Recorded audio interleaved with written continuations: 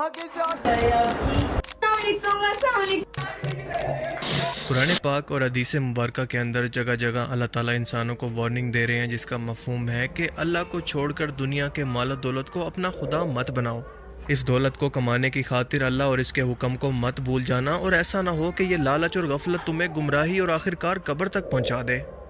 सूरह अल बकरा में आता है कि तुम्हारा माल, तुम्हारी औलाद और तुम्हारी औरतें तुम्हारे लिए आजमाइश हैं, क्योंकि अल्लाह ताला इन चीज़ों को लेकर भी आजमाता है और देकर भी कि कौन है जो कि इस आजमाइश के अंदर अल्लाह को याद रखता है और कौन है जो कि इसके आने के बाद अल्लाह को भुला बैठता है। खुद रसूलुल्लाह सल्लल्लाहु अलैहि वसल्लम भी ये दुआ मांगा करते थे कि ए अल्लाह, मोहम्मद और आले मोहम्मद को बस इतना रिस्क देना कि इनका जिस्म और रूह का ताल्लुक बाकी रह जाए। अब ऐसा नहीं है कि अल्लाह के रसूल सल्लल्लाहु अलैहि वसल्लम ने दुनिया का माल कमाने से ही मना किया, बल्कि आपके पास जो कुछ भी होता आपकी ख्वाहिश होती कि मैं शाम से पहले वो सब कुछ सदका कर दूं। यहाँ तक कि हदीस मुबारक के अंदर आता है कि आप सल्लल्लाहु अलैहि वसल्लम ने फरमाया कि मेरे पास अगर ओहद पहाड़ के बराबर सोना हो तो शाम से पहले मैं उसको भी अल्लाह की राह में सदका कर देता।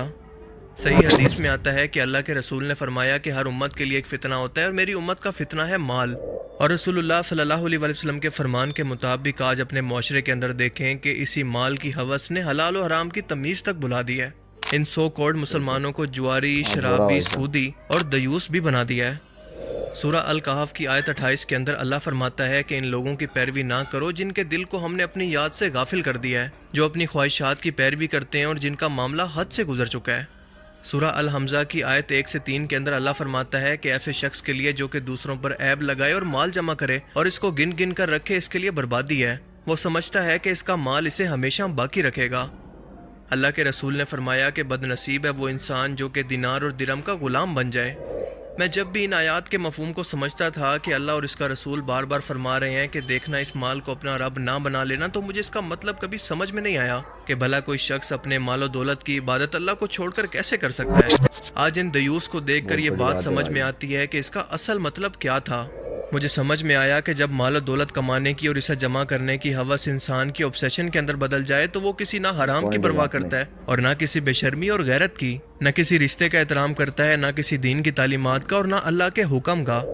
आप देखें कि आज फैमिली व्लॉगिंग के नाम पर जो बहन, बेटी और बीवियों को दिखाकर जो व्यूअरशिप और फेम हासिल किया जा रहा है, इसके पीछे यही माल दौलत की हवस ही तो है जो इन लोगों को इतना बेगैरत बना देती है कि वो घर की औरतों और अपनी पर्सनल लाइफ को दिखाने के अंदर जरा भी शर्म महसूस नहीं करते। हदीस शरीफ के अंदर वाज़े तौर पर ऐसे लोगों को दयूस कहा गया है, यानी बेगैरत, और इस शख्स की बाकायदा निशानियां बताई गई हैं कि ऐसा शख्स जो कि अपनी बीवी या ख़ानदान की औरतों को बेहयाई, गैर शरई ताल्लुकात या फहाशी की इजाज़त दे, अपनी औरतों को बेपर्दगी, गैर महरम मर्दों के साथ ताल्लुकात, इनसे बात करना या बाकी फैश हरकतें करवाते हुए इसे गैरत महसूस ना हो कि हज़ारों लाखों लोग इसको मोबाइल पर बैठे देख रहे होंगे और उसके बारे में न जाने क्या कुछ सोचते होंगे, और ना वो शख्स इस बुराई से अपनी बहन बेटी को मना करे। आज ये वजाहत इन तमाम सो कॉल्ड फैमिली व्लॉगर्स पर पूरी उतरती है। क्या आप जानते हैं कि अल्लाह के रसूल ने इन दियोस के लिए किस कदर वईद सुनाई है कि हज़रत अब्दुल्ला बिन उमर से मरवी है कि रसूलुल्लाह सल्लल्लाहु अलैहि वसल्लम ने फरमाया कि 3 किस्म के लोग जन्नत में दाखिल नहीं होंगे। पहला वो जो कि वालिदैन की नाफरमानी करे, दूसरा वो औरत जो कि मर्दों के जैसा होलिया बनाए, और तीसरा है दयूस। एक लम्हे के लिए तसव्वुर करें कि आप और मैं हशर के मैदान में हिसाब किताब के लिए खड़े हैं और अल्लाह ना करे कि हम इन लोगों के अंदर शामिल हो जिनकी तरफ अल्लाह की ज़ात कलाम करना तो दूर, देखना भी गवारा ना करे। तो सोचें, ज़रा तसव्वुर करें कि हमारे दिल पर क्या बीतेगी। दुनिया में भी अगर कोई शख्स आपको 2 लोगों के सामने इग्नोर कर दे तो ये आपसे बर्दाश्त नहीं होता, लेकिन जहाँ पर आपकी हमेशा की ज़िंदगी का फैसला होना है। और ये बड़ी रिकत अंगेज हदीस है जिसके अंदर अल्लाह के रसूल ने फरमाया कि अल्लाह ताला क़यामत के दिन ना तो दयूस को देखेगा, ना इसको पाक करेगा और ना ही इससे बात करेगा। वहाँ अल्लाह ने ये कानून बना दिया है कि ऐसा दयूस ना जन्नत के अंदर जाएगा, ना इससे अल्लाह ताला कोई कलाम फरमाएंगे और ना इसकी तरफ देखेंगे। अब इससे बढ़कर शदीद अजाब ऐसे शख्स के लिए भला क्या हो सकता है। पर अफसोस के यहाँ वो माल जिसे कमाने के लिए इसने ये सब हराम काम किए, ये माल और दौलत इसके किसी काम नहीं आएगा, क्योंकि आखिरत की करेंसी नेकियां हैं, ना कि दुनिया का माल और दौलत। और हराम तरीके से ये कमाया गया तमाम माल दुनिया के अंदर ऐसे ही रह जाएगा और आपके रिश्तेदार इसको आपस में बांट कर ख़त्म कर देंगे, लेकिन इसका हिसाब आपको कब्र के अंदर देना पड़ेगा कि ये माल आपने कैसे कमाया। इल्ला माशाअल्लाह, यानी अल्लाह चाहे तो किसी को हिदायत भी दे दे। मिसाल के तौर पर यह लड़का है जिसका नाम है असद। लोग इसकी लुक्स की वजह से इसका मजाक बनाया करते थे और इसने बहुत ही कम उम्र के अंदर शादी करके लोगों को इसका बहुत अच्छा मैसेज दिया, और इसके बाद इसने अपनी बीवी के साथ असद निमरा व्लॉग नाम के एक चैनल से फैमिली व्लॉगिंग स्टार्ट की। یہ فیملی ولاگنگ کے اندر اپنی بیوی کو اور گھر والوں کو بھی دکھایا کرتا تھا، لیکن اللہ نے اس کے دل کو ہدایت کے لیے چن لیا اور ہر ماہ لاکھوں کی آمدن کو اس نے اللہ کے حکم کے آگے ٹھکرا دیا۔ آپ سب لوگ اپنے دل پر ہاتھ رکھ کر بتائیں کہ اس کے لیے کتنی ہمت اور بہادری چاہیے۔ آج ہمارے ہاں تو حالت یہ ہے کہ کسی کو 1000 روپیہ بھی کہیں سے آ رہا ہو تو وہ اس کو بھی نہیں چھوڑتا، لیکن سلام ہے اس لڑکے کی ہمت کو اور اس کی استقامت کو، کیونکہ اس کو کہتے ہیں غیرت مند مرد۔ اللہ تعالیٰ اس کو اس کے عمل پر صبر و استقامت عطا کرے۔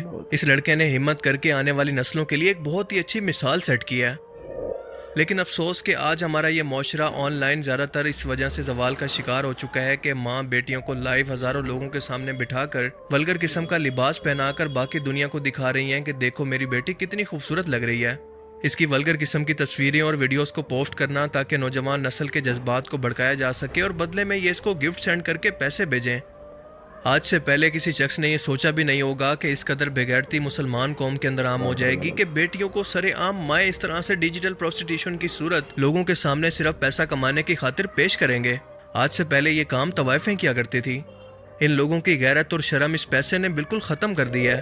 یہ ڈیجیٹل طوائف گیری ہمارے معاشرے کو کھوکھلا کر کے تباہ کرتی جا رہی ہے، کیونکہ ایسے نہ جانے کتنی لڑکیاں ہیں جو کہ ابھی بھی ینگ ہیں اور ان لوگوں کو آئیڈیل مان کر موٹیویٹ ہوتی ہیں، اور آہستہ آہستہ یہ ٹرینڈ بن جاتا ہے کیونکہ لوگ اس کو برائی سمجھنا ہی چھوڑ دیتے ہیں۔